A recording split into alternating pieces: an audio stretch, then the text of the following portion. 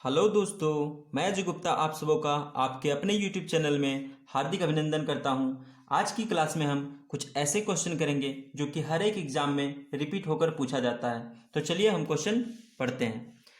Question है हमारा, पूर्वांचल की पहाड़ियां भारत देश को किस देश से अलग करती है? पूर्वांचल की पहाड़ियां भारत देश को किस देश से अलग करती है? तो भारत को म्यांमार से अलग करती है।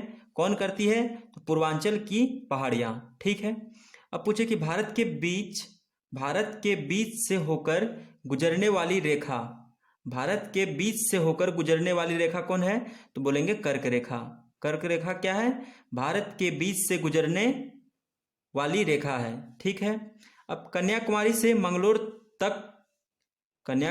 मंगलोर तक के तटीय क्षेत्र को क्या कहते हैं?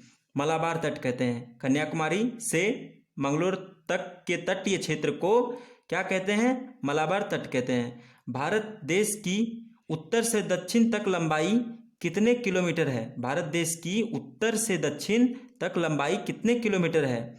3214 किलोमीटर। कितना है? 3214 किलोमीटर।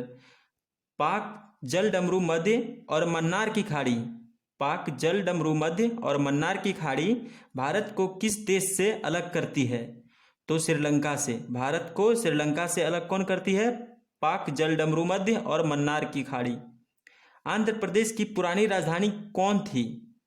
आंध्र प्रदेश की पुरानी राजधानी कौन थी? तो इसको आप कुर्नूल क्या पढ़ सकते हैं?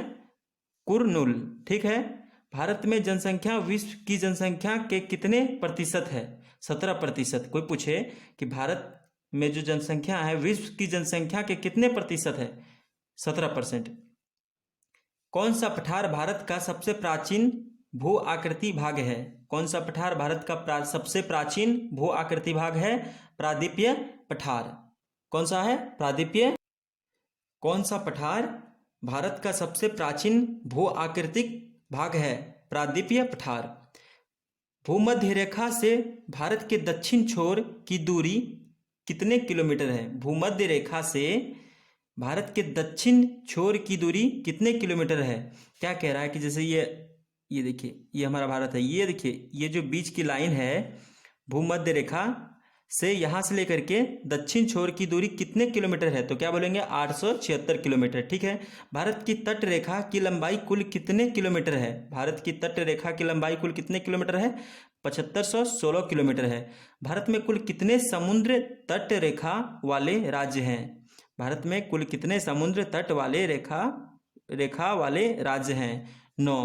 कुल कितने राज्य हैं? 9। किसी ग्रह के चारों ओर परिक्रमा करने वाले छोटे आकाशीय पिंड को क्या कहते हैं? उपग्रह। क्या कहते हैं? उपग्रह। भू आकृतिक विज्ञान का जन्मदाता कौन है? भू आकृतिक विज्ञान का जन्मदाता कौन है? पेसल।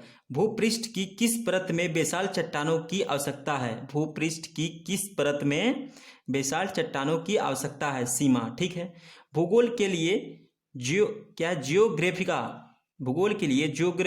शब्द का प्रयोग सर्वप्रथम किसने किया था? इरेटोस्थनीस क्या किया था? भूगोल के लिए ज्योग्राफिक शब्द का प्रयोग सर्वप्रथम किसने किया था? इरेटोस्थनीस। नॉर्वे में अर्धरात्रि के समय सूर्य कब दिखाई देता है? नॉर्वे में अर्धरात्रि के समय सूर्य कब दिखाई देता है? 21 जून को। सौरमंडल की खोज किसने की थी? कोपरनिकस ने। बहुत ही इंपॉर्टेंट है। सौरमंडल की खोज किसने की थी? कोपरनिकस ने। सौरमंडल का जन्मदाता किसे कहा जाता है? सौरमंडल का जन्मदाता किसे कहा जाता है? सूर्य को। सौरमंडल का जन्मदाता किसे कहा जाता है? सूर्य। अब आपसे क्वेश्चन कोई पूछे कि सर सूर्य का प्रकाश धरती तक पहुंचने में कितने मिनट लेता है? तो क्या बोलोगे आप? 8 मिनट 3 सेकेंड। थोड़ा फ्लैक्चुएट भी हो सकता है। 8 के आसपास जो वैल्यू दी रहेगी एग्जाम में, हमें ऑप्शन के हिसाब से ठीक करना है। 8 मिनट 3 सेकंड के आसपास। सूर्य के सबसे दूर कौन सा ग्रह है? वरुण। सबसे दूर ग्रह पूछे तो वरुण। सूर्य के सबसे निकट का ग्रह पूछे तो क्या बोलेंगे? बुध। और बुध ग्रह सबसे डेंस, मतलब घनत्व इसका ज्यादा है, डेंसिटी इसका हाई है। कौन सा नगर एक भूमध्य रेखा के सबसे निकट है? कौन सा नगर एक भूमध्य रेखा के सबसे निकट है? सिंगापुर।